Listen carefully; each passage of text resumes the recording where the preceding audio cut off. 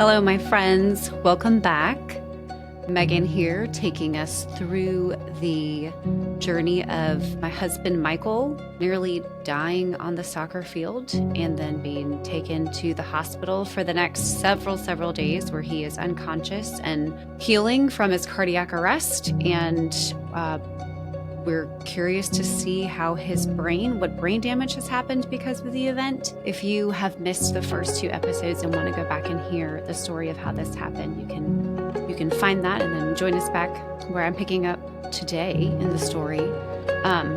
So we're in the 9 to 10 day range of being in ICU at this point, and Michael's condition is not really changing. He is still intubated. He is on sedation medication. They're working with pneumonia, trying to clear his lungs out, trying to keep his body fever down.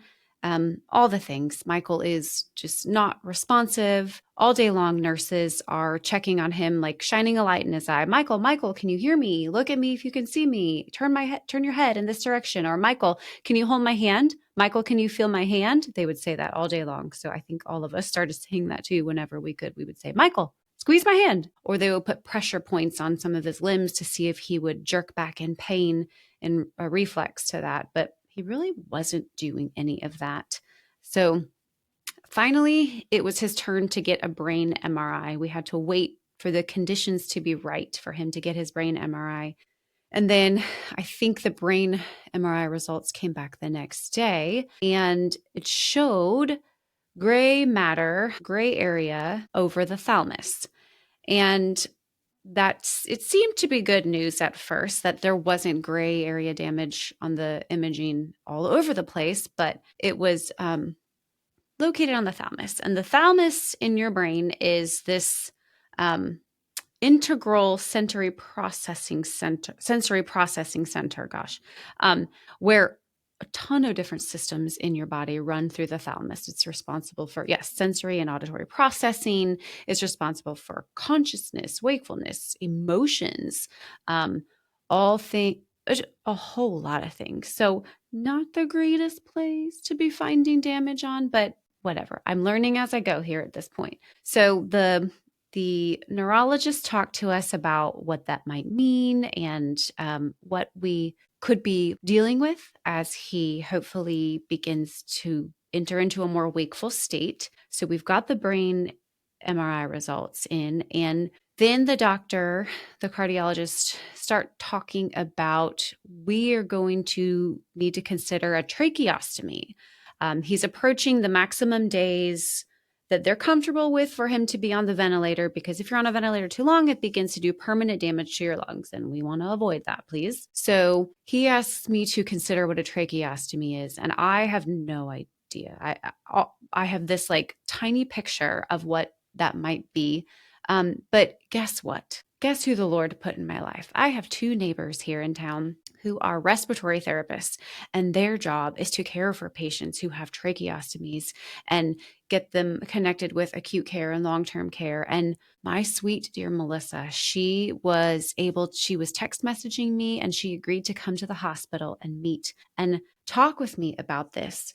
So the next day, we're approaching Valentine's Day at this point, February 14th. My dear friend Holly, she is a nurse. She was with me that morning. So Holly and I went to go talk with Melissa that particular morning about the tracheostomy. And she spent an hour with us explaining everything that I would need to know. And that's a very big decision. Side note, friends, one thing that Michael and I did not do in our long time together was we did not talk about these scenarios of care if this happened to one of us. Apparently in Europe, it's the thing to do, where you talk to your partner about end of life care and these traumatic situations. You tell the other person what you want that person to choose on your behalf. Because let me tell you, the weight of having to make these medical decisions about Michael's body, the weight that was on me was terrifying. I all of a sudden had to be the one to determine if he has a trach in his throat for the rest of his life or for a very long time and then permanently has a hole where it was, or I had to be the one to decide if he's going to get the defibrillator implanted in him. And it was scary. I wish we had talked about it, but we haven't. Or we hadn't at that point. If you have not, I would encourage you. It's not a fun conversation to have, but truly it is a loving one and a necessary one for that other person in your life or parents or whoever. But when it happens, like I was in no clear headspace to be able to make these decisions comfortably. I wanted to do what Michael wanted me to do, but I couldn't ask him. So wish I had. But anyhow, we're talking and considering the tracheostomy. Prior to this, I had also called John, Michael's older brother, who's a doctor, to talk about what he thought about tracheostomy. And the more John thought about it, the more he wanted us to recommend doing a trial of extubation was his vote. And a trial of extubation would mean the doctors would extubate him with the whole care team surrounding him, and they would watch how he responded to breathing on his own. And if it didn't go well, they would be ready to do an emergency re-intubation, and then they could better know that, nah, this guy's a candidate for a trach. So that was highly educating and new for me. The previous doctor had been recommending tracheostomy. The morning I come in, there's a new doctor on shift, and he immediately recommends, guess what? A trial of extubation. So he is apparently known as the extubator on the cardiac ICU floor and wanted to do a trial of extubation with Michael, which is exactly what John wanted and kind of what I was feeling all along. Like I just was not comfortable with the tracheostomy. Just, I don't really know why, but I wasn't feeling great about that option. So during the hour that Melissa and Holly and I are out talking about long-term care for tracheostomy patients, unbeknownst to me, the doctor went ahead and did the extubation. So Holly and I come back into the room and we turn the corner and Michael is like sort of awake and his bed is sitting up and he has no tubes in his face. He's extubated. And it was like the sweetest, most joyful thing to turn the corner and see. And he gave us like this sweet smile. So it wasn't a real Michael smile, but it was undoubtedly a smile. And to go from having seen Michael hardly with his eyes open, not moving, highly, highly uncomfortable, he bit through 5 of those dental blocks. The nurses said they've never seen this happen before. He definitely had some dental damage by biting down on those tubes. But anyway, they were gone and he seemed at peace. It was so amazing to walk into that. And my sweet dear Holly, Nurse Holly, she just has the best bedside manner. She was like, "Do you want me to leave?" And I told her no. Honestly, I was afraid. All of this was new to me. Even though that is my Michael and I'm looking at him for the first time after potentially never again, and he's there without breathing tubes, I still wanted her presence because this was new territory for me. And the two of us just gently pulled up chairs and sat on either side of him and just kind of talked to him quietly, and we encouraged him. And Holly actually took some sweet pictures and videos of me and Michael in that moment. And I'll share those on Instagram because it'll give you an idea of what that experience was like. But that happened on Valentine's Day. So on February 14th, I got to see my sweet, sweet husband smile. He was clearly not very interactive with us. He could sort of track us. I wanted so desperately to see that he recognized me and to see that I was his person. But that didn't happen then and there. Looking back, it made me sadder. In the moment, I was just happy to see him be feeling more comfortable and looking like himself off of the ventilator. So that was a really big milestone for Michael and for all of us praying for his recovery journey. That whole week, just emotionally for me, dark, dark, dark. You can imagine I was growing weary. I felt completely out of control. I felt helpless. Like I really wasn't capable of doing much. And I had a whole, again, army of my family and my siblings and my friends doing the things at home that needed to be done, but I wasn't doing them myself. And so like all I was doing was surviving, making it to and from the hospital and answering the questions I had to answer. Um, it was a very vulnerable place to be where my life is just opened up and exposed to everybody out of necessity. Like I needed the help. I needed my dad and my brothers to jump in and run our finances and pay bills and work on the back of the house stuff for our businesses. And um, you don't realize how much protection or how guarded you are individually about that stuff until somebody wants access to your bank accounts, to all your login information. They want access to your credit cards, access to your spending, access to your bill payments, access to your spreadsheets and your budget. And um, that's a very vulnerable place to invite people and even safe people, even your family, people that I trust over and over again. And I would ask them to do the same thing if I was in that same position today. But it is just like you're exposed. Everything is out there in the open. And I mean, even so much as uh my brother asking for my certain passwords. There was one night I was sitting out in the waiting room with a big group of people around the table, and he was trying to log into a certain account. And he was like, Megan, do you know your password for such and such? And I am going to admit my password was Jamie Fraser. If anyone knows who that is, you know why it was my password. But I had to, in front of everybody, say, yeah, it's capital JAMIE, capital F, and so on.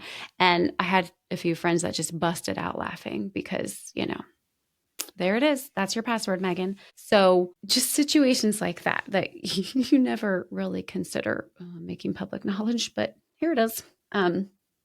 It was just a lot of that. And then there was the side of watching Michael, like he's in a hospital bed in a tiny little hospital gown. He's physically exposed to whatever is happening in his body. Like anytime anyone was in the room, and we had people who we hadn't seen in a long time, we had close friends, we had neighbors, we had people from church. I loved it. It was incredible. But you come in, you see Michael. If he moves the wrong way, you're going to see way more than you bargained for. And that happened.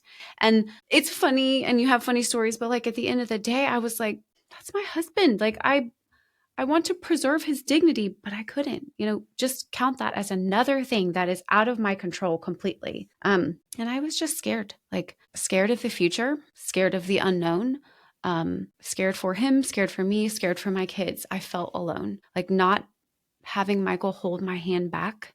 That feeling of reaching for somebody and they don't grip you back is empty. Like it's void of life. And that emptiness just enveloped me during this time and I couldn't shake it. And that is a very unstable place to land, even with all the love and support and holding that my community, were doing. Nobody could replace what Michael was to me.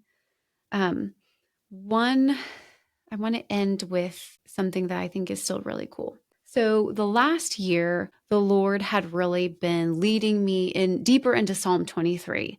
It started with like 2 years ago, my family and we went to see the Sight and Sound Theater production of David. So it's this life of David come to life in this beautiful, colorful, gorgeous musical. The music is scripture, and you just really get a feel for who Shepherd David was and King David was and Warrior David was. And it just really brought him to life. So I began this deep dive into the Psalms, and I participated in one of the IF gatherings that year, and it was all based on Psalm 23. So I had been just drinking Psalm 23 up. I had committed to memory that whole passage, and I would say it the last thing before I went to sleep each night, and it tried to make it the first thing I said when I got up in the morning.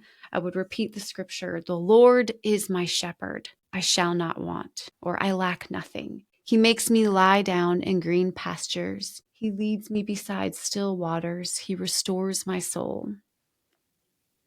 He leads me in paths of righteousness for his name's sake. Even though I walk through the valley of the shadow of death, or some translations say the darkest valley, I will fear no evil, for you are with me. That theme was prevalent in my life. And this idea of the Lord being the good shepherd, being my shepherd, who made me lie down in green pastures, who leads me in paths of righteousness. And the Sunday before Michael's accident, our church, we had introduced a new song called Psalm 23. So I had just spoken in front of our church about what the Lord was teaching me through the Psalms, and that even though we go through the deepest, darkest valleys, we have nothing to fear because the Lord is with us. So that is the context for this next part of the story. So as Holly and I are sitting around Michael's bedside, just reveling in the goodness of being extubated, she looks up at me. In her mind, she's thinking of, okay, long-term care. Where is Michael going to go next? We can't stay in ICU forever. So she looks at me and she says, Megan, have you ever heard of the Shepherd Center? And I was like, no, but the word shepherd caught my attention. She said the Shepherd Center, it's in Atlanta, Georgia. It's one of the world's best places for spinal cord and brain injury patients to go and receive therapy and care. And I hadn't considered that, nor had I heard of the Shepherd Center. So that began a whole team of people researching and going down the path of what would it take to get Michael to the Shepherd Center in Atlanta, Georgia. But I could not leave that one small detail of this place, this world-renowned care facility is called Shepherd Center. And now Shepherd Center is named after the Shepherd family. It's not necessarily because of Psalm 23, but it was not lost on me that that was just a gentle gift from the Lord. And Michael did end up getting in there, and I'll talk about that in episodes to come. But the fact that the Lord was guiding me in this deep, dark valley, I have nothing to fear because he is with me, and the good shepherd, he is my shepherd. And here was this option to make the next move in this terrible journey of ours to a place called the Shepherd Center. So I hope that leaves you with some encouragement, just some proof that even in this valley of ours, the Lord saw me and was near to me and was fulfilling his promise of never leaving, and he was with us all along. So I have more thoughts on that, which I will share in upcoming episodes. But thank you again for sticking with me and listening and going to these dark, hard places with me. And again, I know this journey is not over, but I have all hope that the Lord is working and moving, and our good shepherd is leading us every step of the way. So thanks for tuning in. I will see you guys